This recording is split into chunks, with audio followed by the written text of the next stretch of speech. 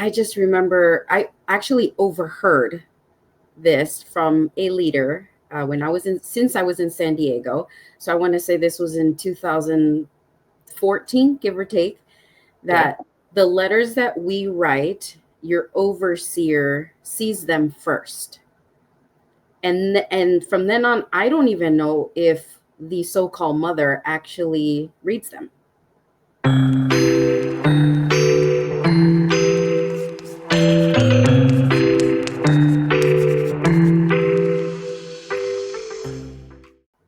Hello, everyone, and welcome back to Finding the Alternative. I'm your host, Adam, 10-year former member of the WMSCOG. With me today, we have a very special guest from my Zion, particularly. She was a leader for a long time, Diana. Always a pleasure to see you. Long time no see. So I'll turn the time over to her and let her briefly introduce herself. Hi, everyone. Adam mentioned, I am Diana. I actually was baptized in San Diego, Zion. And from San Diego, I was there, give or take two and a half, maybe between 2.5 to 3 years. And then we were asked to transfer to Point Loma, Zion, which also about give or take 3 years. And from then on, we transferred to Montana, Zion, which is, or Billings, Montana, Zion. We were there for 4 years, close to 4 years, and then went to Salt Lake City, which I was there for about 2.5 years, and then came back to California. So quite So quite a you've bit been around. of it, You've been around a minute. yeah. Awesome. All over the place. Um, Yeah, no, that's the definition of all over the place. Okay, so now that we've introduced you, I mean, you've been all over the place. You've been a leader for a long time. Mhm. So this interview is gonna be a little different. Typically, I like people to tell their stories, but obviously, maybe we could do that at a different time. Sure, But I want to ask you as a leader, because you've been a branch church leader, and was it a unit leader or group leader? both. I had the Both. opportunity to be both unit leader and group leader. So you kind of got the trifecta: house church leader, group leader, and unit leader. That's correct. Yeah. Okay, so you're okay. So then I want to ask you a few questions, just because a lot of times when I bring these things up, they're like, "Oh no, this is misinformation. He didn't really see that or hear that, or this isn't really a thing, etc." So I want to ask you, who is a long-term member, and remind me how many years you were in. From 2012 to 2023. So 2023. Okay, so 10 years, oh, 11 years. yeah, 11 years. Okay, so you're a senior member. I'll say that's a senior member. First question I have for you is, in your experience in any of the Zions that you were Mhm. in Salt Lake, Point Loma, any of them, did you ever experience the arranged marriages or see arranged marriages where, typically from what I've seen, it's usually, or have heard, and in my opinion, throw in disclaimer right here, our opinion, what we've seen and saw, and what we've heard, so, you know, take it or leave it. Have you seen or anything like that in regards to the arranged marriages? Because, like I was saying, usually here it's like Americans, like American female or American adult or male adult, they get hitched to Koreans, right? You see, if you go to a bunch of different overseers from basically all over the U.S., typically it's run by an American citizen and a Korean wife. Could that be coincidence? I mean, I'll guess I let the viewers decide that. But in your experience, have you ever witnessed or do you have any information about arranged marriages? Yeah, I do actually. I actually came in already married into what is called the truth. But I always wondered because I did see members who were unmarried, and then all of a sudden, 3, 4 months into it, they were married. Hmm, And I'm like, where did the husband come from or the wife come from? You know, that nobody even knew that they were dating. And then all of a sudden, they went from being single to married. You know, interesting. yeah. And then I did happen to ask one time, I was like, well, how does that work? Which who's considered my group leader in San Diego Zion at the time. And I said, how does that work? So I said, well, you basically ask, do you think they're good looking? Do they think they're good looking? Get married. It's not even let's get to know each other, you know, maybe form a friendship and then an actual couple date a little bit and then eventually get married. No, it was, do you think they're a good fit? They're a good leader in Zion, and then they were married. So was the one who was all of a sudden, so you're saying there was a single person, male or female, and then all of a sudden they were married to someone. Yeah. Was the ethnicity of that someone that they were randomly married to or immediately married to, based off your perception, what ethnicity were they usually? Was it Korean? So I got the opportunity to see both within Gotcha. Zion and one that came from Korea. Gotcha. Okay. So it seems like you've kind of experienced both there, because I've seen both happen as well. Yes, correct. There will be members who are single, then all of a sudden they're driving together, and you're like, what? Yes. When did What? this Like happen? you see them pull up together, you're like, wait, how did that happen? Yeah. What? There's a new person completely, right? Because then Yeah. so you see two single people, then like I said, you see them drive up together all of a sudden, which is a big no-no unless you're married. So you're like, oh, okay, obviously you're married now, okay, whatever. But then all of a sudden you see like a new person there completely, like, oh, where did you come from? Oh, you're married to this person. Oh, And well, and sometimes we knew if there was a new Korean, whether female or male, in Zion, you knew that they were there to marry someone. And sure enough, a month later you would see them married to an right, American member.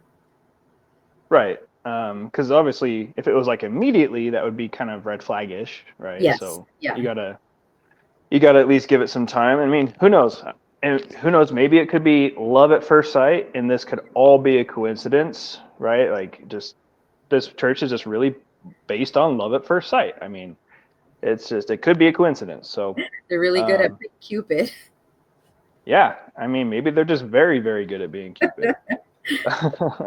um, did you yourself, I guess, were you ever asked to be married to somebody, or was it ever brought up to you, or anyone you know, No. like personally?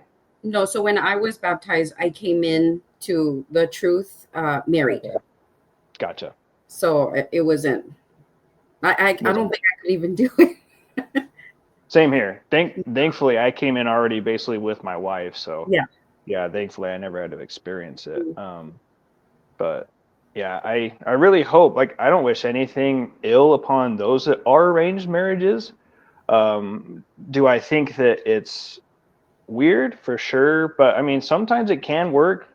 Yeah. Sometimes it can be okay. But a lot of times, at least from what I've heard from ex-members, it's pretty devastating.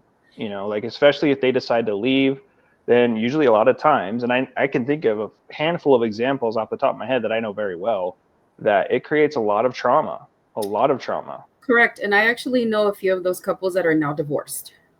Yeah, Yeah. exactly.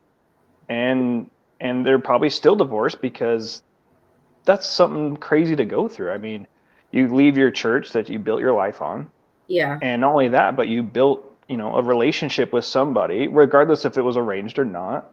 And a lot of times, like, whether it's influenced by the church, we can hypothesize. I can't say it's a direct thing of the church that makes them divorce. I can't say Yeah. that. But I have a sneaking suspicion, in my opinion, that they're heavily involved in Involved. the background. Um, but it's devastating to see, and it really scars people for life. So I would just recommend, if you're in an arranged marriage, I really hope it works for you, and I really hope it's the best thing that's ever happened to you. I don't wish anything Absolutely. Yeah. ill upon anybody. But I really just hope that if it's not good, you need to speak up. If it's not good, please take care of yourself. Please do what's right, what your conscience is telling you, what your soul is telling you. Please speak up about it. Take care of yourself and make sure that you're okay. Just because we care about you. That's why we're doing this, right? Yeah. Like, Diana has better things to do than hop on here with me, right? Like, I have better things to do than, so the reason why we're doing this is not to hurt anybody, not to, say anything mean to anyone, but it's genuinely out of concern for you, the viewer, and you as a member who are getting into these situations that could potentially be dangerous. Yeah. and could potentially be devastating. Again, we hope it's not. We hope it's great and everything works out and you're good. But Yeah. still, it's just you need to be aware of these kind of things, and you need to be able to take care of yourself and speak out and do what you need to do. But we will move on from that topic unless you have anything else to add. Just the last thing I heard from some members is that it's almost very optional now. I think before it was like, okay, this is basically who you're going to marry and that's it. But now Yeah. it's presented more as an option. So you are Right. getting a little bit more of an option now, but it's still very quick marriage. Yeah. Would you say that maybe it's influenced or maybe coerced to some extent, in your opinion? Oh, Like, absolutely. because you can't be a leader, right? And Yeah. everyone knows this. You can't really be a leader, at least a house church leader or overseer, like a serious Oh, leader, if you're married, unless yes. you're married, right? Like that's a pretty known rule. Yeah, Um, and so naturally, you as a believer want to be in that leadership position. You want to be entrusted with that leadership position. that's So would correct. you say it's almost kind of like dangling a carrot in front of Oh, them, yeah. being like, well, you don't have to bite it, but here it is. You know what You I also mean? don't get to do everything else. Right.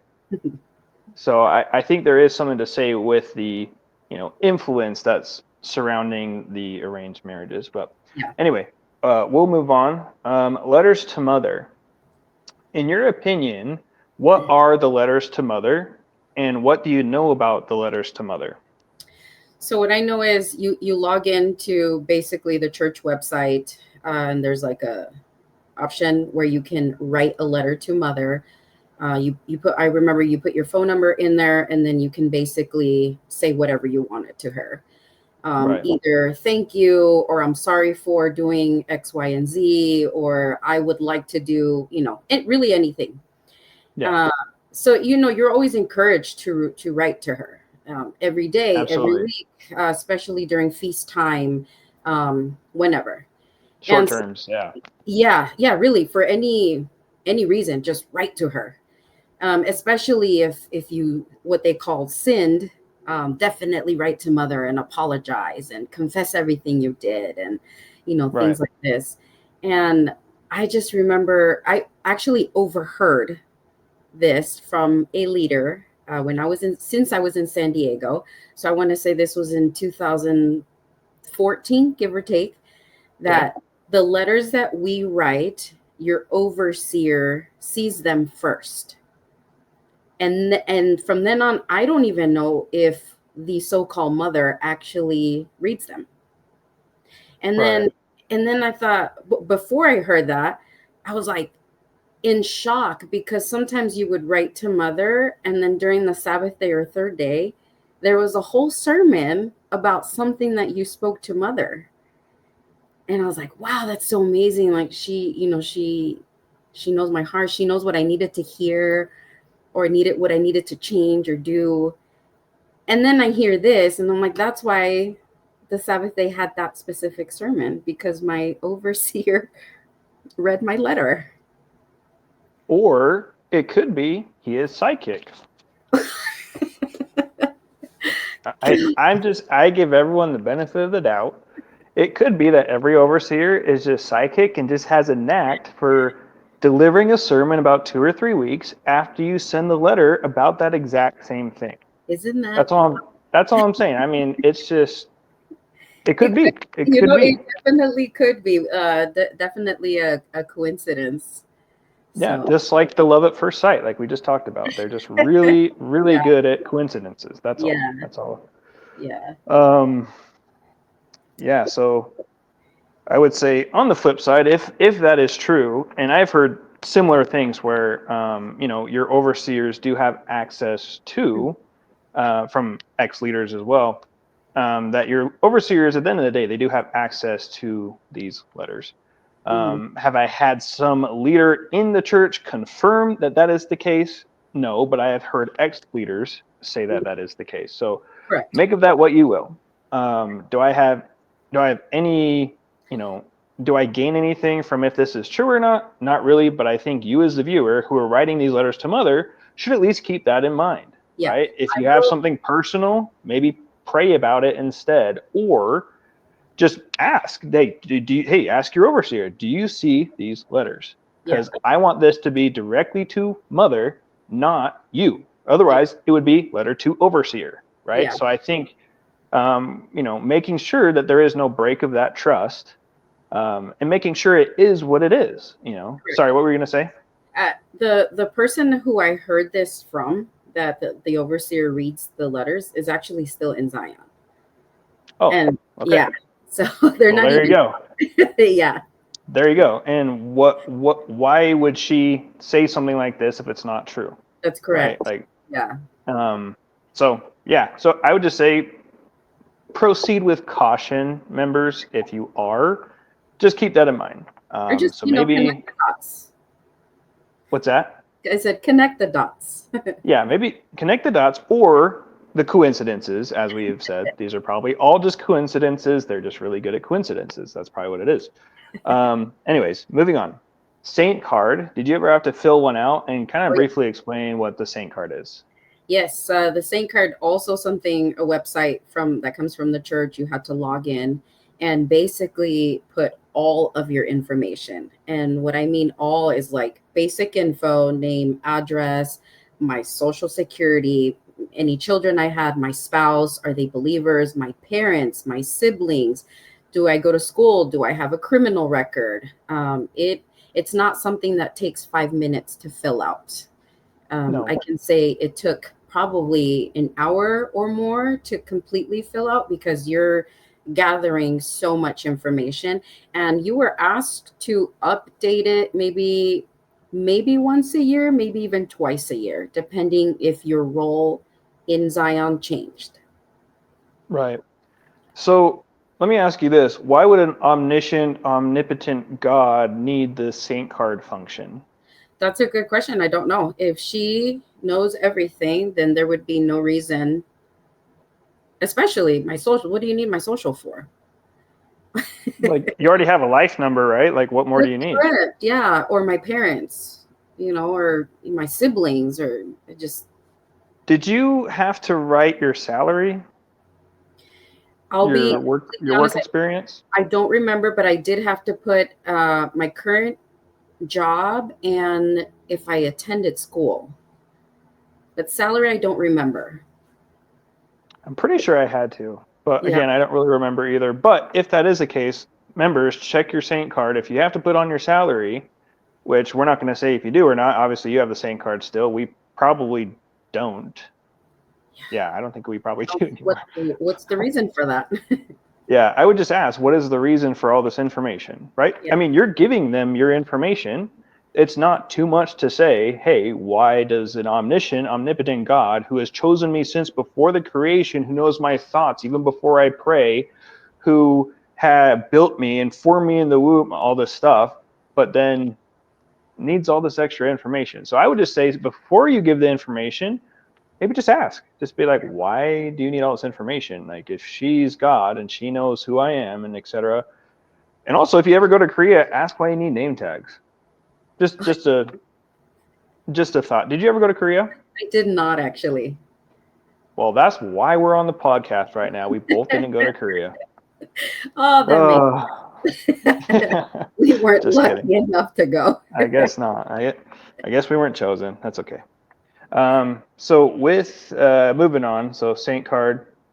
I mean, obviously, if you're suspicious, you kind of know what the Saint card's for. Obviously, we're being a little sarcastic, but Yeah. um, the NDA, or what they uh, affectionately titled, from my recollection, is Oath of Commitment, but it's basically functions similar to an NDA, Yeah. which, to anyone watching who has signed one, just so you know, Deacon Raymond already fought it in court. It is completely nullified. And the reason it's nullified is you can't have an NDA go into effect if you're not provided any monetary compensation. So you being a unit leader, group leader, or anyone that has not received any sort of compensation monetarily from the church, like a paycheck, that is completely null and void because you are not compensated for the secrecy, if that makes sense. Okay. Um, but anyway, did you ever have to sign this oath of commitment or NDA? Yeah, and I'll tell you a funny story. So at the time we were in Montana and we had to go to Idaho Falls because we didn't have anybody who qualified to baptize new members. And so we made the drive for a baptism. And we were never told we had to sign any kind of paperwork, nor were we explained what this document was.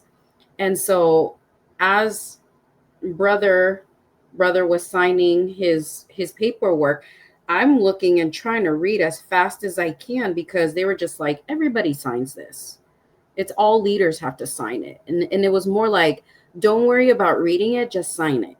And so as he's looking, slightly looking at it and signing, I'm trying to read as fast as I can. Like, what am I signing my life away to? But at the same time, I'm like, that's my lack of faith. So just sign it. So here I am. I sign it and pass it. And I'm trying to ask a little like, what is it exactly that we signed? And nobody knew. Nobody knew to answer us. I was like, wow, I could have signed my soul away and I didn't even know. I'm pretty sure it's a close equivalent. I don't think I ever signed one. I think I was supposed to, but I never did. Yeah, we Um, were told all leaders had to sign it. well, I was only a unit leader, so maybe that's why I didn't. I don't know. I really don't know like the. I mean, that's why it's so like it's so secret and it's like weird because it's you know if you want someone to sign an NDA, Hmm. you need to go through it with them and explain everything line by line to let people know what they're signing. Correct. And they can't sign it under duress where it's like, oh, well, leaders have to sign this. It's like, okay, Correct. so you're implying that if I don't sign this, I can't be a leader anymore. So you're Yeah. basically threatening me low Yeah. key, Hmm. my position that I worked hard for and my livelihood because I moved to Montana to do this job or Correct. this volunteer job rather. Mhm. So, there's so many things wrong with the NDA because you can't just force someone to sign an NDA and not give them any counsel or just any sort of, like you can't even give them to read it or explain it. Like that's just, I Correct. mean, anyway, it's nullified anyway, so it's nothing really Good. even to worry about. But yeah, and for those that are saying I'm bluffing about it being nullified, watch. I mean, you can look at the court case. It was Raymond Gonzalez versus WMSCOG. They Yeah. fought in court. The NDA is completely nullified. Yeah. So you can look it up. Check me. That's fine. Mhm. Um, so yeah, so just be prepared that if you as a member who want to aspire to be a leader or something like that, go for it. Good for you. Just know, read through the NDA and don't do things you're not comfortable with. It's not Correct. worth it. Yeah. Read it through, get a second opinion, get a third opinion. Don't do something you're not comfortable with, because if that is truly a loving, honorable, gracious God that you're following, there will be complete compassion and understanding for why you want to think this through, read it through, and have a second or third outside opinion, not someone in the church, someone outside to read it through and be like, hey, do you really want to do this? That would be the proper way to sign an NDA. Also, too, you need to be provided compensation for secrecy. You like there's no compensation given, then what am I doing, right? Hmm. What are you scared of, right? So just keep that in mind. If you want to be a leader and you're going to sign this, that's just my advice. I'm not a legal counsel. This is not legal advice. Don't take it as legal advice Yeah. in any way, shape, or form. It is purely my opinion because I know how touchy people are with everything nowadays. You can't even say 3 words without somebody. Anyway, moving on. It's a little bit different than my normal interviews. My normal interviews usually, I'm just like, this is like a machine gun interview, so just buckle up. So Michelle Cologne. Um, just a shout out to Michelle. She's actually my personal hero. I I know. hated her for years because the church told me to, but when I actually saw her story on Great Light Studios and I actually Yeah. read the court documents and everything, oh my gosh, she is like bigger than Superman. I mean, Yeah. she's like my biggest hero. Yeah. So shout out to Michelle because she's the goat, gracious goat, not the bad goat. You know what I'm talking about. Anyway, Diana, when you were in the church, were Yeah. you told that Michelle sued the church first or that the church sued Michelle first? To be fair, I didn't even know anything about her. Well, Mm, in the truth, I actually found out about her outside. And I, right before getting out, is when I was starting to find out things. And so I asked one of the leaders who she was, and they freaked out. And I said, okay, this lawsuit, what's going on with this lawsuit that occurred sometime back? They're like, well, she, she's the one who began everything. She placed the lawsuit against our church. And I said, oh, okay. But then Mm. after once I got out and started, really investigating everything, it turns out that the church did it first. Naturally. Mhm. So similar situation. My wife asked our current overseer before we left Yeah. about this case as well, because that's one of the first things you find out Yeah. is the case, and I already knew about the case, but obviously the sequence of events of how we learned about the proceedings of the case were out of line and not timely, and so my wife asked the question, and she said basically like along the lines of, and I'm not quoting verbatim, but basically the overall gist of it was, so does the church sue members? And then the response was from the overseer, no, members sue the church first. The Mhm. church is basically the victim and sues back. Yeah. Um, Go ahead and Google the court cases and tell me, out of all the court cases, who started it first majority. Correct. Feel free to leave it in the comments, and if I'm wrong, I will correct myself, but they are public records, so it'd be pretty shocking. Um, so, yes, moving on. Mother Said is a very useful tool in this organization. When somebody says Mother Said, what kind of implications does that have, regardless of context, regardless of what's actually being asked of you? When you hear Mother Said, and when you're in the church, what does that mean? I mean, if anybody came up to me while I was in the church and said, Mother said, that means it's directly coming from God. Like God is telling you it has to be this way, or you have to do that, or, something along those lines. And so naturally, you're just like, wow, Mother said it to me. So then I must do it. God was speaking to me. Were you ever provided proof that Mother said these things? No, not once. Fair enough.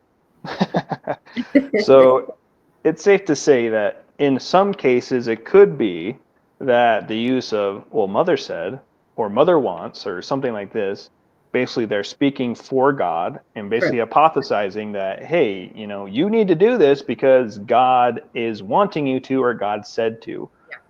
So I would just ask you as a member, right? Of course, you believe in Mother. That's great. Awesome. Good for you. Um, much blessing come upon you. But I would say if somebody's going to ask you to do something and you're not sure about it, even though they say Mother said, I would just simply ask, can you show me where Mother said that? Yeah, So that way I can at least, know that that is indeed what Mother said, that's right? correct. Not just like oh, I heard from someone who heard from someone who heard from someone that Mother may have said something along those lines. Yes. That's not Mother said then. That's like telephone game. Yeah. And we all know how that works. So So I would just, oh, go ahead. I'm so sorry. We heard it two ways. It was either Mother said or head office said. And Which so actually doesn't mean the same thing, does it? technically, no. But according to them, if head office said it, then it's basically coming from Mother. It's implied, right? It is. It's implied that, if it's coming from head office, then most likely it probably came from Mother.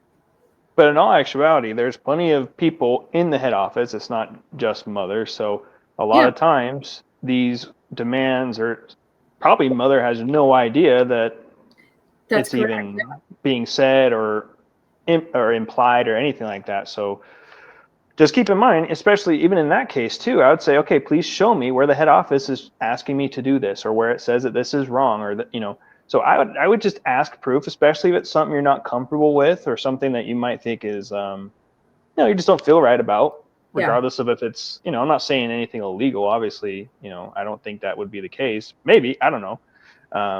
It's my opinion, it wouldn't be, but I would just simply ask, hey, let me see where she actually said this. or head office actually gave this direction or said this. Yeah. I mean, because if that's the case, it should be like, oh, boom, right here, here it is. Oh, okay, my bad. Okay, yeah, sure, whatever. But I guarantee you that most of the time that would not be the case, and it won't hurt to do that, because at the end of the day, if mother's actually not saying it, then what sin did you commit by not doing it, Yeah. And right? I feel like a reason why you should ask, like to show, be shown proof, is because sometimes an overseer might say something like, well, mother said or head office said, to something has to be done a specific way. But then you look at a different Zion, maybe in a different state or even different city, and it's being done different. But if mother said, then it should be done the same all across, Right. but it's not. So then you have to question, like, why is one Zion privileged more than the other? Or are we playing favoritism? Why can't this Zion do something specific that this Zion can? Yeah, You know? it's almost like, does one overseer have selective listening and Yeah. they're just not doing it? Yeah. Which, I mean, we were in the church long enough to know that, I mean, the overseers are the most faithful people, right? So it wouldn't make sense that if mother said this thing to everybody, why is one church doing this but another church isn't? Yeah. So it just ask. Like, it does like I said, it won't hurt to ask, just to be sure. Because that way you'll limit the amount of, oh, well, mother said, when she really didn't, because you don't have to do it then, and it won't be a sin if you don't do it, especially if you're not comfortable with it. So saves your conscience, and it saves your mental health, your Yeah. physical health, spiritual health, etc. Um, so in your opinion, when you were in the church, did you ever experience any sort of like racism, or any sort of like, um, I mean, I know racism now is like a pretty broad term, but I mean like really, like real racism, where it's like there's like segregation, or one race is literally elevated to a different, or a higher status, in your Yes. opinion, or did you ever hear or see anything that maybe resembled something like that? Oh yeah, absolutely. Especially, I'll give you one example. When we would take pictures, because Church of God is known for always taking pictures of everything. The members who looked more like you were got placed in the front. Me? Yeah, oh yeah. Me? Oh, So if you had blonde hair, blue eyes, light, fair skin, you got to be in the front because they wanted to see the true American members in the front. But if you looked like me, darker complexion, dark hair, we never got to be in the front. And I remember brothers and sisters would put on their best suits, do their best hair because they wanted to be in the front, because they thought, if I'm in the front, mother's gonna see me. But we never got to be in the front. yeah, I remember after the feast, they'd always hunt me down Yeah. I remember you and your wife. So anybody with blonde hair got to be in the until front. she was pregnant and had kids. Then she was in the back. But In the kitchen, yeah. so technically, that was my fault, not the church's fault. That was my fault. I take full responsibility for my children. Yeah. And then Um, I'll give you one other example. There was one sister, she's Nepalese, and her English was fine. Of course, she had an mhm. accent, but unfortunately, she was never allowed to go short terms because her Oh, English wasn't good. And so wow. anytime she would sign up, they would deny her. Even though she had the heart and mind to serve God, Yep. But she she wasn't what was, they were looking for. And they wanted members who looked more like you to go to these short terms. yeah. And Mhm. there was always sign up lists, right? And that's a really clever thing if you think about it. Sign up lists, and they would even say like, whoever signs up doesn't mean you're going to go. So it wasn't first come first serve. It was hand selected, which is Whoever, fine, right? It's their organization; they can do whatever they want. But it just yeah, kind of makes you wonder, right? Like, what was the criteria? What's the yeah. criteria for those selected? Like even like Korea trips and stuff. Like, Mhm. just makes me a little curious, like what the criteria is. Yeah. But yeah, and what's funny too is, even though I've heard so many things about me from ex-members of Salt Lake, and right now I'm pretty sure like the head office, they have me on a blacklist or something like that. I'm pretty sure, which is fine. I mean, it is what it is. Like, I was just a tiny little YouTuber, whatever. So threatening. But anyway, what's funny is if you go to the Salt Lake City like Google review tab, and you see the photos or the Google business page, and you see the photos, I'm still in like almost all of those photos. Like I'm still in there. Like you must not Oh, hate me that much. Like well, they need I the photo mean, to look good. sure, yeah, I guess so. But it's okay. You know what, Church of God, you have my permission to leave my. You can keep me in your photos. I welcome it. Go for it. That's funny. But I think it's funny though because I hear so many things about me from ex-members that leave, but it's just funny how they're like, oh, he's the worst. He's Satan. He loved his wife over God. Or there's a new one I heard that I moved to California even though I was born and raised in Layton. Oh, So I'm like, I I went to California once, but yeah, anyway, I mean it was nice, but I'm not gonna live there anyway. But it's just kind of funny after all these things, it's like, but you still have my photos. Isn't that nice? That's yeah, nice. That's great. Um, so I also overheard through the grapevine that you from San Diego, like, or not just you, but I mean like people from San Diego, they knew from the beginning that missing chapters, the three missing chapters, were openly discussed and taught, and like everybody knew. yeah. Is that true? That's yes.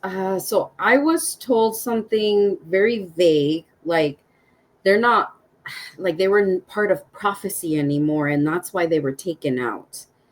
And Interesting. yeah, so it was like, well, Hmm. that's we no longer need that anymore because those prophecies have passed. And it was my fault because I never bothered looking them up.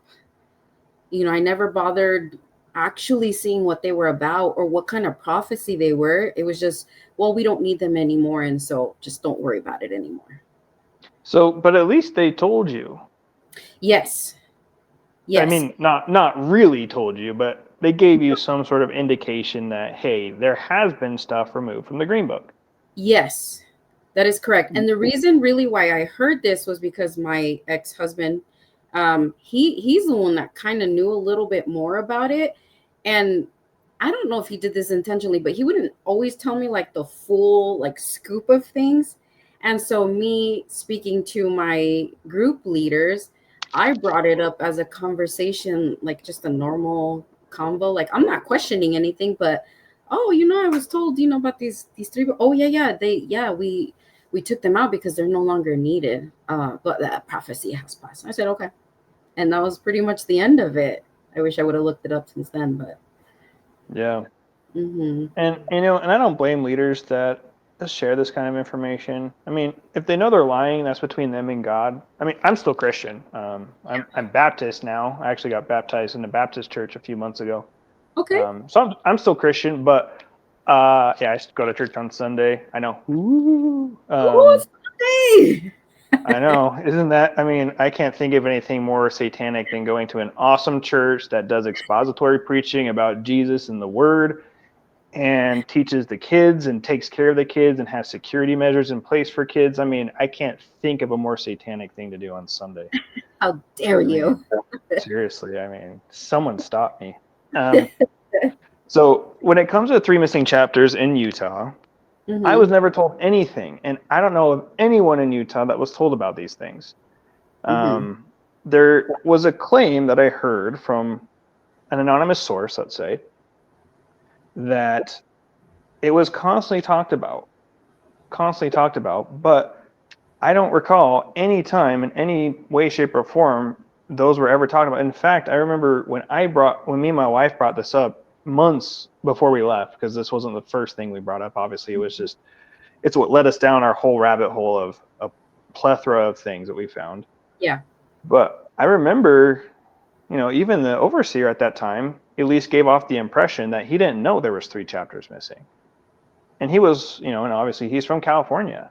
Yeah. And so I don't see the logic there. Maybe it was. Maybe they were talking about it, but I never heard it. And I'll leave you, the viewer, especially if you're in Salt Lake watching this, I'll let you decide. Did you ever hear about the 3 missing chapters? I sure didn't. That was a shock to me. And especially when you read the 3 missing chapters, it tells a whole different story and it paints An Sang Hong in a whole different light. Correct. Meaning, one of the chapters literally just says he is the Elijah preparing the way, not for second coming Christ, but for second coming Jesus. He is preparing the way for second coming Jesus. That is what he himself wrote. Mm-hmm. So it just begs the question: how did that? If that's the case, if this prophecy has already been whatever, fulfilled, what was fulfilled? Did second coming? Did he prepare the way for second coming Jesus? Because he didn't say, a God the Mother figure in the Yeah. book. He didn't say a Christ as an enigma of a person. No, he said specifically second coming Jesus. So you as the member, you should probably ask about that, right? Correct. Ask about that chapter, get clarification. Um, I think they should also read it, not just yeah, ask read about it. it. Read it. Yeah, exactly. I mean, what is sinful, and you as the member, what is sinful about you reading the root of David's own handwritings, Yeah. right? Like, you sing the new song, like light of oil, light of lamp. He fasted and prayed and broke stones to write the books of truth. So Are you then, then gonna, yeah? Are you then gonna say, well, accept those 3 chapters? We don't care about yeah, those. That's no. just, If God wrote them, I want to know what they are. right. Like, what if he's warning you about something? Mm-hmm. And if he's warning you about something, then what would an organization do to try and not let you know this Yeah. warning? Or keep it Wouldn't such a. they? Yeah, If yeah, there's nothing exactly. wrong with them, then who cares? Who cares if anybody reads them? Exactly. The fact that, all these books get turned in or like they're changed and manipulated, it just, and you can say, oh, well, manipulated, what's your proof? Look at your green book and see how many editions you have. Correct. That is my proof. It's in the book itself. Yeah. Now, ask the question, what has been changed? What has been, and ask for evidence. Okay, if they're saying, well, not much. Okay, then what's the original? Show me the original, and Mm-hmm. then show me what I have, and let's match and make sure, right? Because we're not talking about, my book. We're not talking about Diana's book. We're talking about the root of David himself Yeah. that wrote this thing, right? Yeah. Um, did you, this isn't on the list, but did you ever hear about the Moonies? I did. Yes. Did you ever read The Divine Principle? No. So I'll just kind of throw this in there, a nice little tidbit. So Reverend Sun Myung Moon wrote The Divine Principle in 1951, Mm-hmm. and in that he writes, God comes on the clouds, clouds equal flesh. He writes, God comes from the east is a Korea, specifically. Mm-hmm. He writes about the root of David coming and restoring the lost truth for God's last people. Mm-hmm. He writes about the last Adam coming to give life to God's people. He Yeah. writes about God the Mother, a female deity. He writes all these things in 1951. So you as a WMSCOG member, I want you to ask yourself this question. If An Sang Hong is the root of David, and only through him can he reveal the truth, how is it that Moon is revealing the truth? Because that's truth, right? According to them, that's Yeah. truth. Same verses, same explanation. Mm-hmm. Now, there is no slight differences or anything like that. It's literally the same explanation. Clouds equal flesh. East equals Korea. You can't really differ too much. Yeah. So I want you as a WMSCOG member to ask yourself this question: how can a false Christ reveal the truth? Could the Pharisees reveal Jesus' truth before he came? I don't think so, right? That would kind of defeat the purpose of Jesus coming, right? According to your theology. Then how could a false Christ who is false? Isn't that part of the name, false Christ? Then how can a false Christ reveal truth? Just seriously, like reminisce on that and ask yourself that question. And it's so Um, funny because we're taught, it's ingrained in our mind that only the root of David can bring the truth. He is the one right. and only. And now it turns out that the truth existed even before him. Not only that, but Suin's book, God in the Flesh. I talked about this in my last interview or anyway, another video. But Suin wrote a book called God in the Flesh, and it details King David prophecy. It details God who built Zion. It talks about the fig tree, God coming in the flesh. Again, like the same prophecies. So she has all these prophecies, but yet she's a false prophet and was kicked out in 1985. Yet there is not a shred of Ansang Hong's writings before 1980, which when he published the Green Book, that had any of King David, any of fig tree, any of these other teachings until 1980 or 81, whenever he published his Green Book. But isn't that odd? What do you think that's odd that he had the same exact teachings that Suin did in her book that was published a few years prior? And I'm sure the church itself will say something like, well, these false prophets had part of the truth, but not the entire truth. But yet they'll also say, well, yeah, and that's where it gets confusing, right? Because then they'll say, well, Ansang Hong was supposed to not fulfill this, right? That's right? correct, yeah. Like for 1948 to 1988, that Jerusalem prophecy, original chapter 1, as it were, in the Green Book, but they say, actually, he was supposed to not fulfill the prophecy. So he's supposed to basically act like a false Christ. So let me get this straight, okay? According to their theology, false Christ can reveal truth, but they're false, correct? False, true Christ can also have failed prophecies, and it's fine. Yeah, no problem. So let me ask you as a WMSCOG member, how on earth are you supposed to distinguish? Like, really, what is your criteria? The true Christ has false prophecies, and they are documented. They're not very hard to find. But then the false Christs have truth, but yet they're still false. Yeah. Because they also have false prophecies. So it's like your criteria for judging the true Christ is the exact same criteria for you judging the false Christ. Yeah. So really just think about it, and really just think about it, because it's not just like you're going to church once a week and you're just, oh, that was nice, anyway, I'm going, but this church requires a lot of effort, a lot of time, and you, like, at the end of the day, you have to give your tithe, you have to give your offering, preach, donation, construction, all these different things. So really think about these things. Again, we're not doing this to you, we're helping you, we're doing this for you. Yeah. Because if you're broken, you're bleeding, you're miserable, you're tired, this evidence that they provide you, it's not sustainable. It's not enough to allow you to keep doing this. It's not enough for you to keep going through this day after day after day. There's just no evidence to support this being real, this being the truth. So I just challenge you as a member, just think about these things, ponder them, just think about them. Yeah. You're more than welcome to ask about them too, but just, I would say their explanation has to merit you still being able to continue. And just be prepared. If you do ask, you're going to go into the Bible study room. Most likely you will be outnumbered. Yeah. And it's going to be you one-on-one for probably hours. And so just be prepared for the onslaught. So just be prepared that it will not be fun. It will be exhausting. Yeah. And just prepare yourself for it, because that's what will happen if you ask these questions. They're not going to talk about it openly, these things, to everybody. They're going to sit you in a room, and it's going to be an unequal power dynamic. And you're going to have to explain your position, and they're going to ask you, like, oh, they're going to give you some weak explanation. They'll be like, oh, I'm in. Like, oh, you good? Are you okay? Like, you get it? And then what do you have to say, right?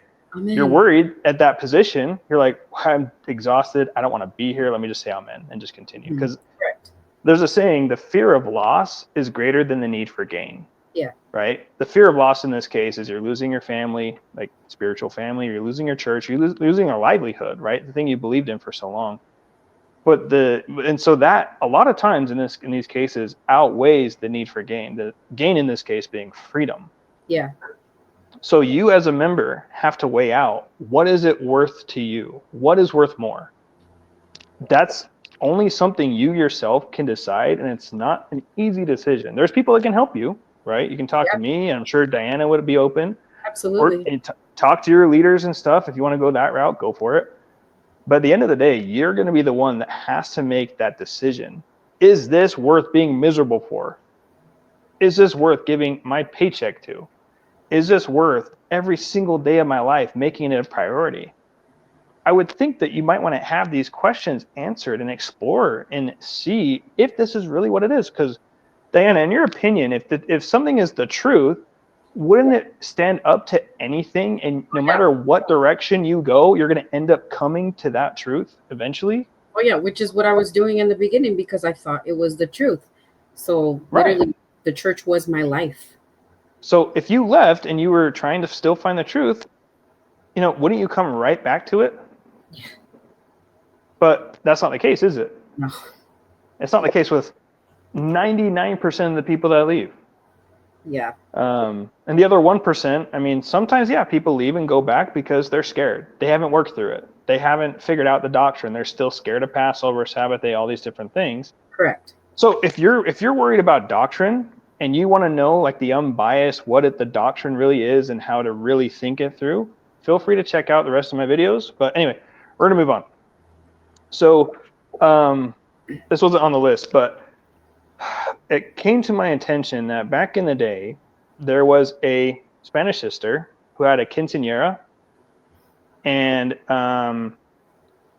but basically, from my understanding, that's a birthday, right? Is that a It, birthday? it's it's equivalent to like a sweet 16. Okay, perfect. So it's a pretty big deal in the Hispanic culture, right? Correct. So if it was my understanding that this member had a quinceañera, but no one was allowed to go, and they spent like a good amount of money on it, and they made a lot of preparations for it, Yep. and I feel like that really hurt the member because, again, like, is there anything wrong with the quinceañera? Like, is there any sort of like, I mean, I would assume you're just celebrating somebody's life and their future, and you're just celebrating that person, which you being a member and you're in this so-called family, or rather we're closer than family. What is wrong with going to a quinceañera, and why do you think that was the case? Why did this all pan out? Maybe you have the details for me that I'm not seeing. Yeah. So of course, a quinceañera isn't something that you plan within 1 week. It takes a lot of planning and, of course, a lot of money. And so this sister was planning this for quite some time, actually. And so, all the sisters, we were informed.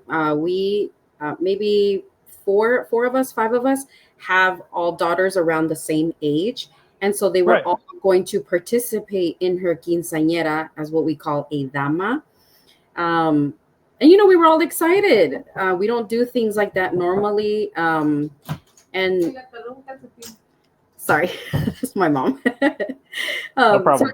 we were making preparations, getting all excited about it, and we had to basically ask for permission to go, which I thought was very odd. I'm like, I've never had to ask permission to, I don't even ask my parents for permission because I'm grown, But we had to basically ask if we could go to this quinceañera.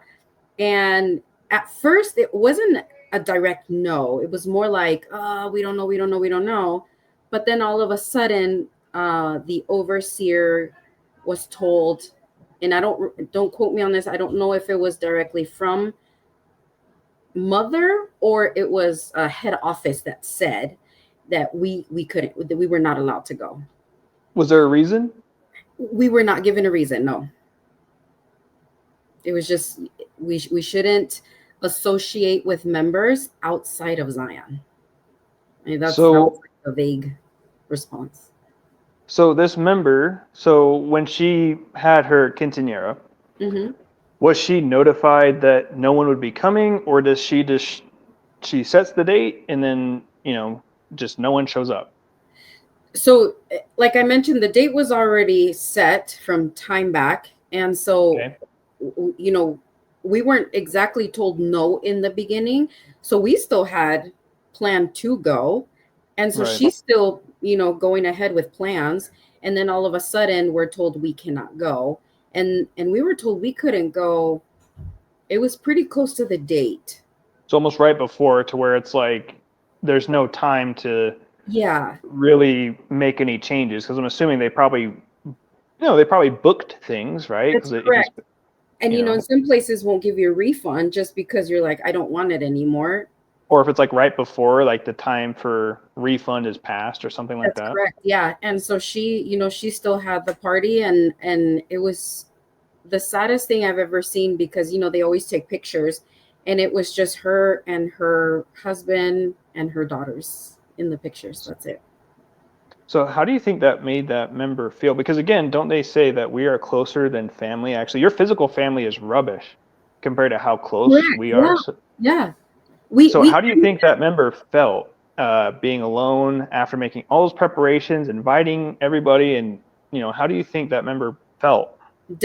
absolutely devastated, you know, because we, like you mentioned, even attending a party with our own physical family is almost impossible because they're always held on Saturday. And Yeah, so this sister does it on a Sunday where members can go, right. and for us not to be there. And that's who we associate with constantly, almost daily. So they are practically your family. And so your family didn't show up. And there was no reason, right? There No, was no reason given, just no. no reason. So what happened after that? Did she talk to the overseer? Did she talk to a leader? Because I mean, obviously she must have been really upset because her Oh, closest yeah, friends or family rather, absolutely. just didn't show up and there was no reason given. So naturally, I'm sure she talked to somebody. Do you know Oh the yeah, details on that? she spoke to the overseer. I was not there when, she spoke to the overseer, and I want to say the wife of the overseer was also present during their conversation. But she And told you. yes, and Gotcha. she basically wanted to know, like, why were they not allowed to go? And she got the same response, because mother said so, because head office said so, and that's why. Okay. What did she ever um so after she said no, like obviously she got upset. Was there any like reprimanding or anything from the leader or anything like that? Uh, during for that quinceañera, I guess for inviting members, she was told like that's not okay. Stop inviting members. Your own physical family, that's fine, but actual members, not don't do that. Actually, I believe she got reprimanded a lot more during her wedding, her actual wedding. Oh, can you? So, okay, maybe I didn't hear about that one. Or maybe I did and I forgot. So, this is the same member, correct? That is correct. Yes, And so, yeah, walk me through that. So, she got married and she yeah, did. yeah, walk me through it. There's a brother that came that was transferred over to Salt Lake City. Okay.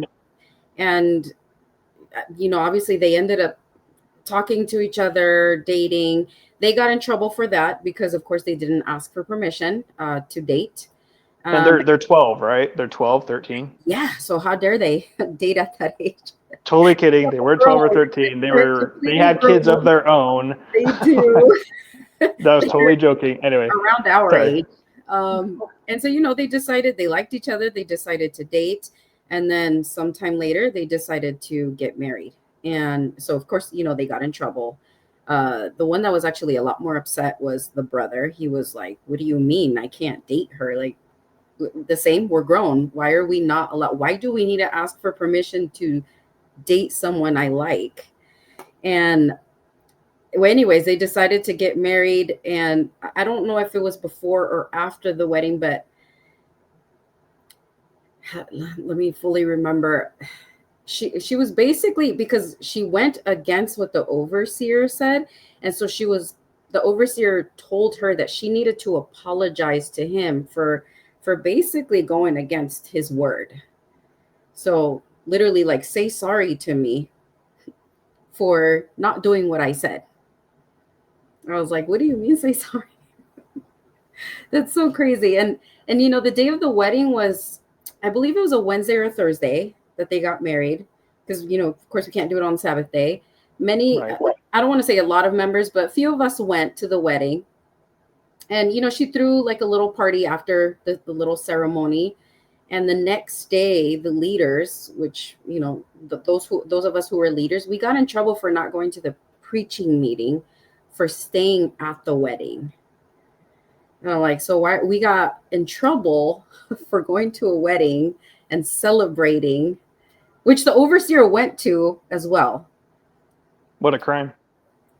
I'm sorry. I said, what a crime. I mean, We that's went to, like it's a sin.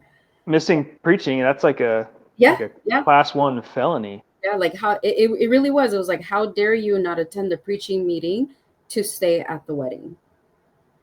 Okay, so basically the overseer wanted her to bow to their Yeah, whims, right? Like there's no reason, rhyme or reason when she was given that why they can't date or why they can't marry, etc. no, Just never. because I said no.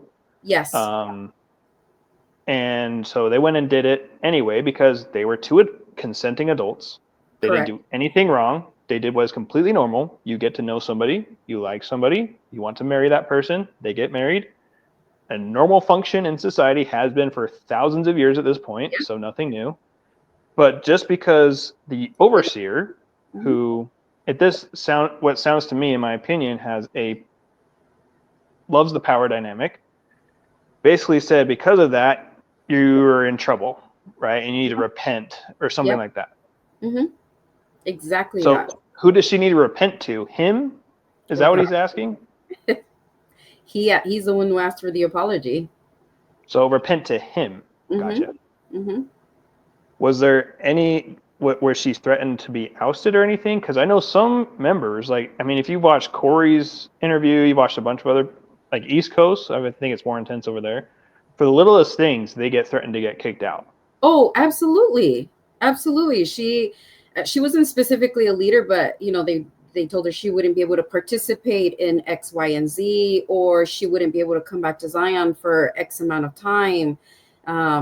So I thought that was very severe for something that seems so innocent.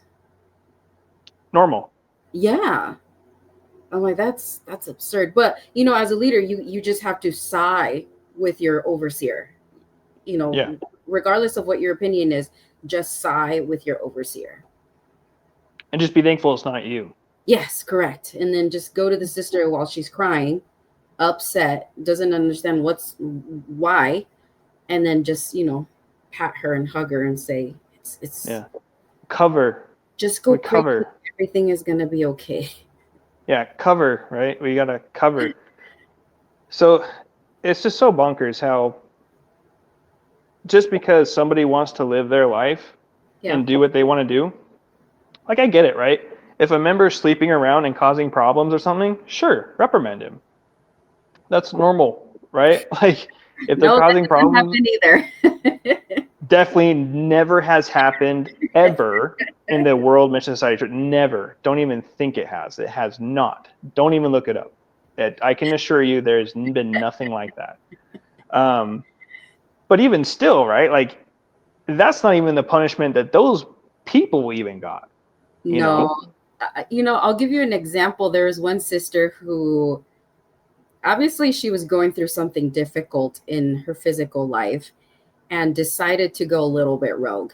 She partied, she drank, and God knows what else, from what I heard, was doing crazy things. She stayed Right. as a group leader, was never, told she couldn't come to Zion. She was never told she would be, in big trouble. She really just got a slap in the hand and was told, oh, during the Sabbath day, you're not allowed to pray. That's it. That's all she got. And what Zion is this in? Can you, This if you don't, this if was not comfortable, no, no, yeah. This was in Salt Lake City. really? Yeah. Mm-hmm. Wow. Mm-hmm. So I want the viewers to ask themselves one question. If you're over the age of 18, why do you have to bow to the whim of an overseer for everything or your leader for everything? Yeah. I get it. I get it. If you're like sinning or something and they want to educate you and you're in this church or whatever, I mean, it is what it is. But for you to ask, like, where do you draw the line? I guess is what I'm trying to say. Like, if you're hungry, do you have to ask him to get food? If you're thirsty, do you have to ask someone to get water?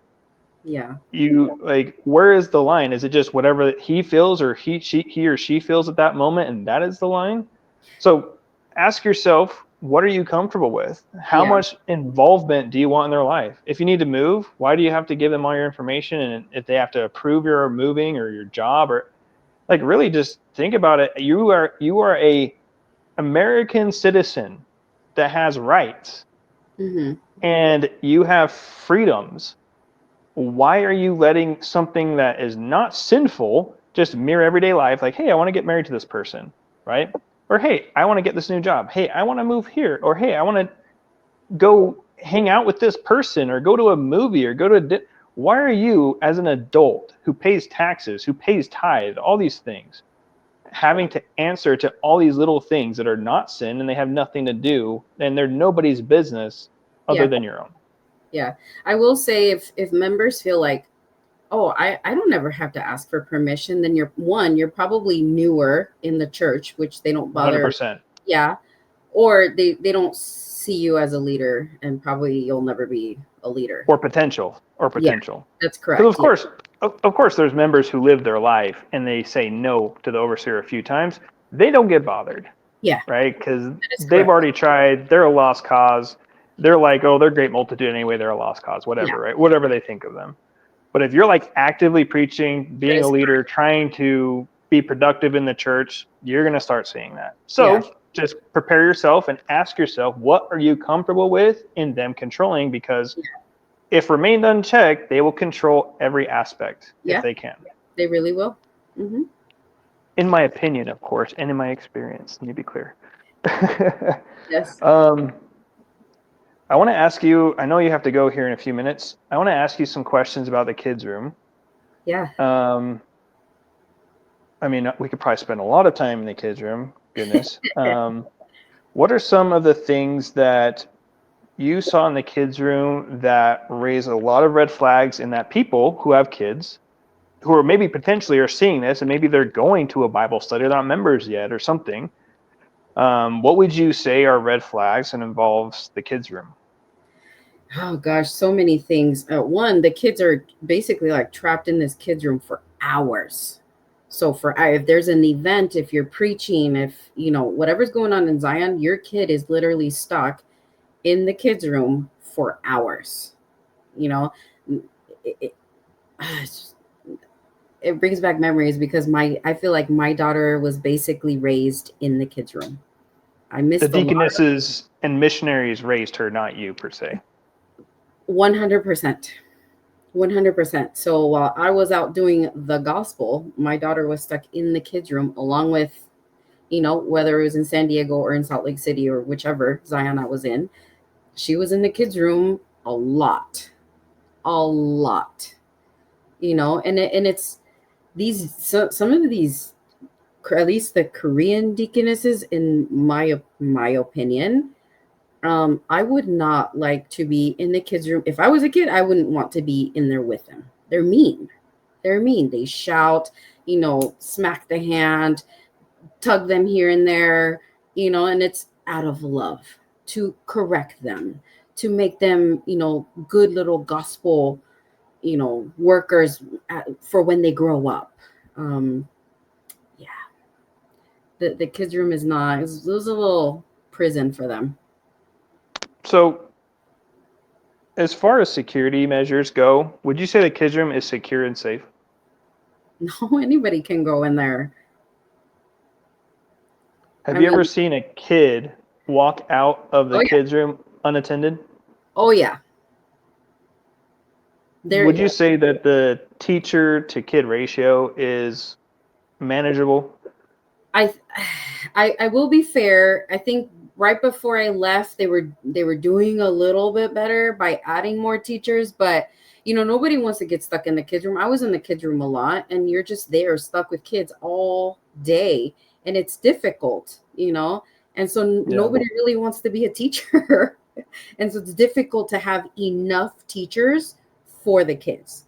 And I, even it was in San Diego where I was a teacher for like 40 plus kids.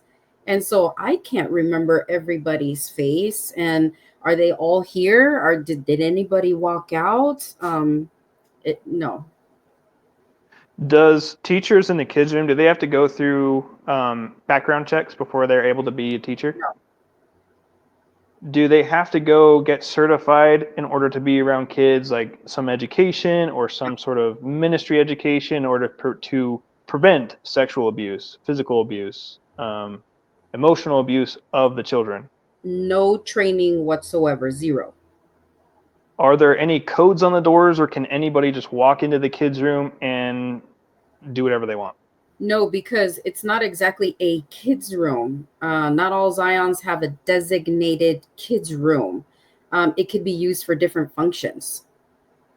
And so Right. there's nothing that specifies kids only or kids classroom, or it's interchangeable. So anybody can just walk in there and basically no one's really there's really no one to stop them, no security, no, the teachers have no background checks, the teachers have no training, and some of the teachers, I would say, they don't even have kids, right? For the most part, they did have kids, but I did Okay. see a few teachers that did not have kids, and it was Right, just like for they instance, the wanted. overseers, right? Like the overseers' wives, they didn't have kids, Correct, and they would watch the correct. kids more than That is anyone. correct. Yeah, yeah. To your knowledge, did the overseer's wife, did they need a background check, or did they need kids training, like certificates or No, anything, in order to be able to manage kids? no, it was just part of their duty in Zion. Interesting. Mm-hmm. So if you're I mean, honestly, if you're even a member and you are, or you're even thinking about joining, I would just be aware of the safety concerns for the kids. Telling a story from my example, or from my experience, when my daughter was about 2 years old, they didn't have separation between big kids and little kids, and the floor is concrete. For a couple of times before an incident occurred, I asked them, and me and my wife asked them multiple times, we need to separate the adults. We need to separate the big kids from the little kids so the little kids don't get hurt, because we had a 2-year-old little girl. She was barely walking. And of course, it fell on deaf ears. And then there was an incident where someone knocked my little girl over. She smacked her head on the concrete. We had to take her to the hospital, and she got a concussion. Mm-hmm. This is my own story. Yeah. And I remember when we came to the incident report that we had to fill out in the hospital, they asked where the location was. And to this day, this is my regret for my kid. I didn't put the location because I didn't want to bring dishonor to God. Mm-hmm. Um, but that is one of the biggest regrets of my life, is letting them do whatever they felt like with my children. Yeah. To be fair, so that's not my opinion. That actually happened to Yeah. me, to my family. Um, so I would just suggest, if you have kids in that place, or you're thinking about going, just be aware there is basically no security measures whatsoever. Teachers are not trained. There is no background checks. Um, Can I mention one thing? yes, please. So I would do, there's a website where you can check whether there's pedophiles in your area. Yeah. And so there's actually an active member in Salt Lake City who is on the list of pedophiles. And before any member in Zion knew who he was or what he had done, he was free to roam Zion as he pleased, like any other member. It was never mentioned. He wasn't banned from being in the kids' room. He wasn't nothing like this. Okay. Until one sister stumbled upon it. Nobody told her. She herself looked it up, and not necessarily to look up specific members, but just to look in her area. Yeah. A general search, right? Yeah. And ended Yeah. up finding a member who belonged to Church of God. And when she confronted Zion, that's when he was finally told that he's not allowed to come close to the kids' room. But meanwhile, we're leaving our kids in there. And so what if there's more kids, that the teacher can watch, and one of them leaves? Then what? And you don't know. And oh, sorry. Go ahead. I didn't No, mean to no, cut no. you off. Please, please, please. I was just going to say, considering the lack of security measures that we've just Yeah. discussed, and obviously adding this to the mix, you as a member, are you comfortable with this situation? Are you comfortable? If you are, then I don't know what to tell you. I mean, go for it, I guess. Yeah. But or if you're looking into going to this to study and to become a member, just be Mhm. aware that there's a lot of things that, unfortunately, it comes out later, and then there's a bunch of what do you call it? A bunch of PR, right? Like a bunch of messes to clean up, right? Whereas normal organizations, if they happen to have a sex offender in their midst, they would let people know, and that person would have certain restrictions, Yeah. right? Like, again, do I think people can change? Like, I'm not trying to be judge or jury or executioner on this Correct. person. I'm not. Correct. But you, as a member who has children, who attends this organization, at the very least should know that this person A exists, and the security measures that should be in place based off the regulations of the state, and also just extra security because you care about the little children. Yeah. Now, am I saying no one can change, or he hasn't changed, or she hasn't changed, or whatever this person did, or whoever she is? No, I'm not saying that's not the case, but yet there is certain things that you do in life that have irreversible consequences. Yeah. These kind of actions have the irreversible consequence of wherever you go, you are on the radar. Where, like, there are certain things you cannot do ever, Mm-hmm. right? And so you as a mom, and I know this speaks for myself because when my wife found out, and we know who this is, but when my wife found out, she felt betrayed. Yeah, absolutely. And so, you as the member, how much are you going to take? Like, do you think, for after we talked about this stuff, do you think, and I'll ask you, Diane, I mean, we'll ask you instead of you, do you think the church respected you, No, respected your rights, respected absolutely you not. at all, or your family, or your kids? Otherwise, why would we be talking about this kind of stuff? No, they actually, on the contrary, they put my daughter in danger. Me, Everyone's yeah, having to leave her and then completely leave Zion because we were going preaching. right. Now I'm far from her. I don't know. Just to think about it, it's just And that's the thing. If that member never spoke up and this wasn't made known, nobody would have let me known. ask, that's what I was going to ask you. Do you think anything would have changed? Do you No, think any restrictions would have been placed?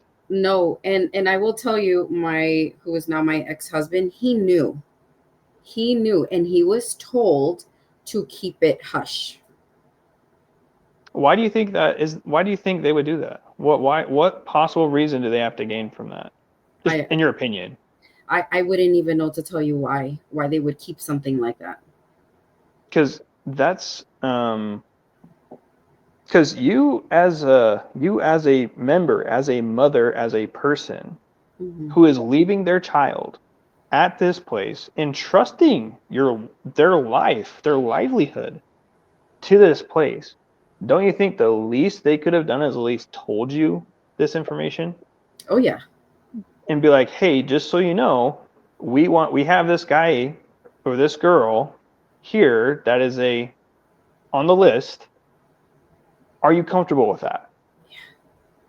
Or just let this person keep home worship and send you tithe.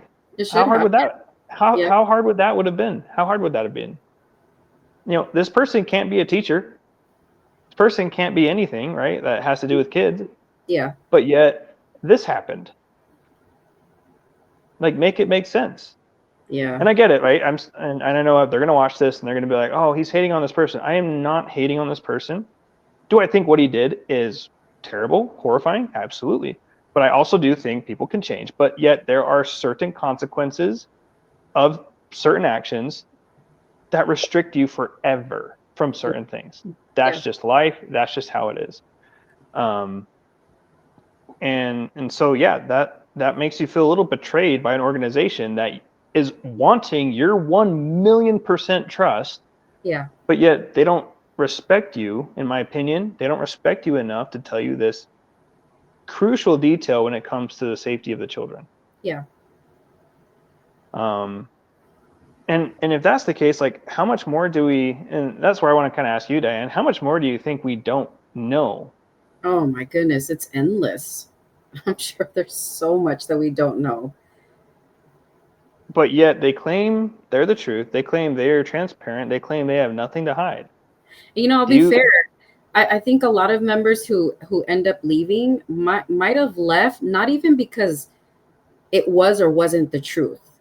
They might have even left because they were, they were hurt by overseers or by leaders, and then eventually obviously found out that it's not the truth. But Yeah.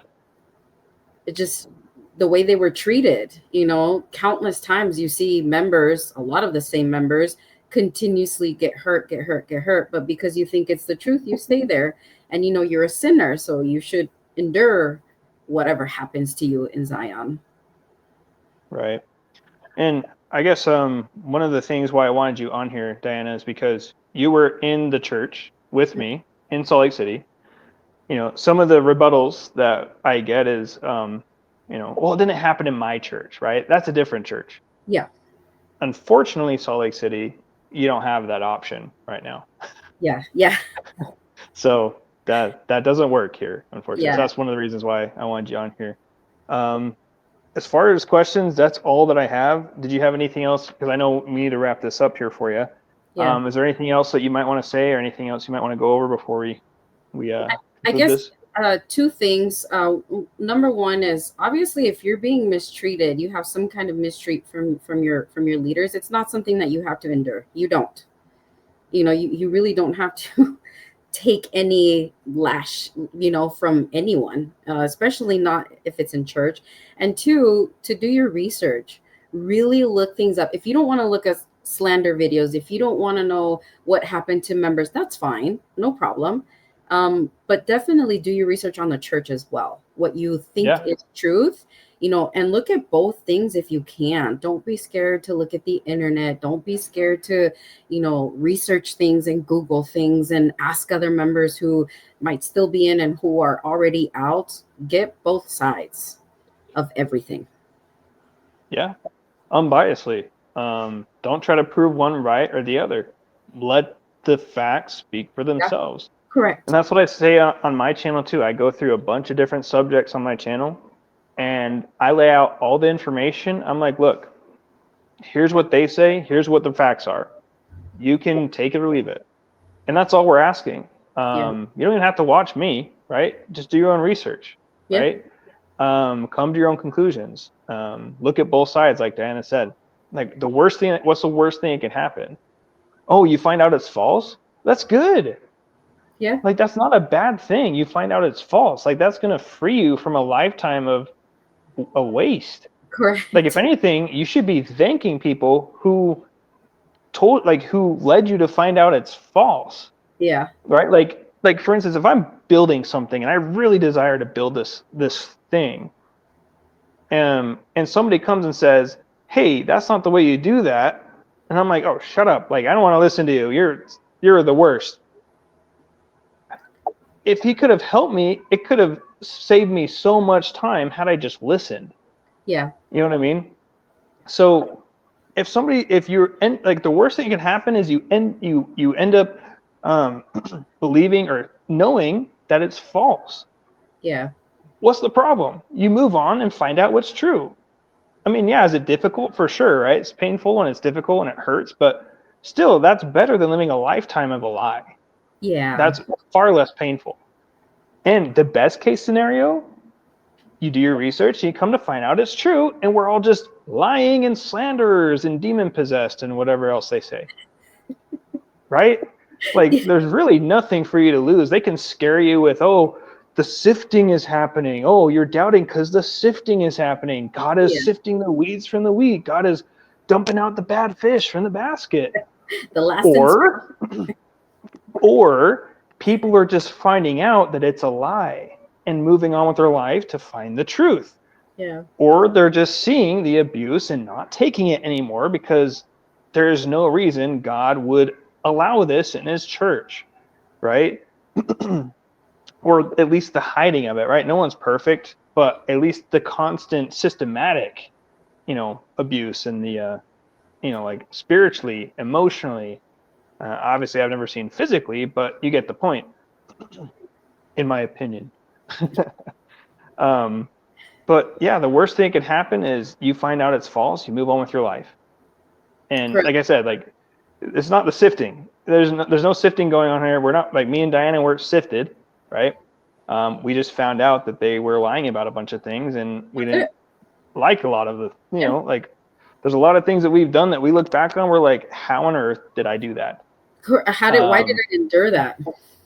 Exactly. And come to find out, we researched and found out, oh, that's a lie. Okay, that's a lie. That's a Yeah. lie. That's a lie. And then we came to our conclusion that, hey, it's a lie. The best, like I said, the best case scenario, you do your own research, you come back to the church, you're like, hey, I found out everything they said is wrong. Mm-hmm. Unfortunately, no one does that. And that's why they say, don't research. Yeah. Why?